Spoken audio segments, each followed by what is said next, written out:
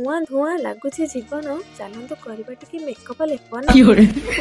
ନମସ୍କାର ସାଙ୍ଗମାନେ, ସରସ୍ୱତୀ ପୂଜାର ଅନେକ ଅନେକ ଶୁଭେଚ୍ଛା ଆଉ ଶୁଭକାମନା।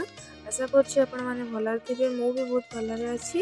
ତ ମୁଁ ସକାଳୁ ସକାଳୁ ଆଗ ଟିକେ ରେଡ଼ି ହେଇଥିଲି। ରେଡ଼ି ହେବା ପାଇଁ ମୋତେ ଟିକେ ମେକଅପ୍ ନେବାକୁ ପଡ଼ିଥିଲା। ତ ମୁଁ ସହଜରେ ତ ଏତେ ସୁନ୍ଦର, ତ ମୁଁ ମେକଅପ୍ ନେଇସାରିଲା ପରେ ଆହୁରି ଦିବ୍ୟ ସୁନ୍ଦର ଦେଖାଯାଉଥିଲି। ସେଟା ମୋ ମନର ଭାବନା ଆଜ୍ଞା, ମୁଁ ଏତେ ବି ସୁନ୍ଦର ନୁହଁ। ମୋ ଚେହେରା ସଫା ନହେଲେ କ'ଣ ହେଲା, ମୋ ମନ ପୁରା ଅତି ନିର୍ମଳ।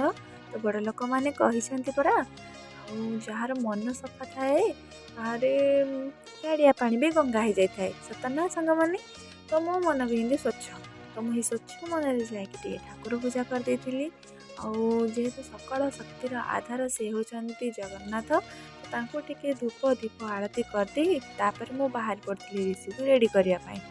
ତ ରିଷିକୁ ରେଡ଼ି କରିବାର କାରଣ ହେଉଛି ସେ ବି ତା ସ୍କୁଲ ଯିବ, ସେ ବି ଟିକେ ସରସ୍ୱତୀ ମାଆଙ୍କର ପୁଷ୍ପାଞ୍ଜଳି ଦେବ।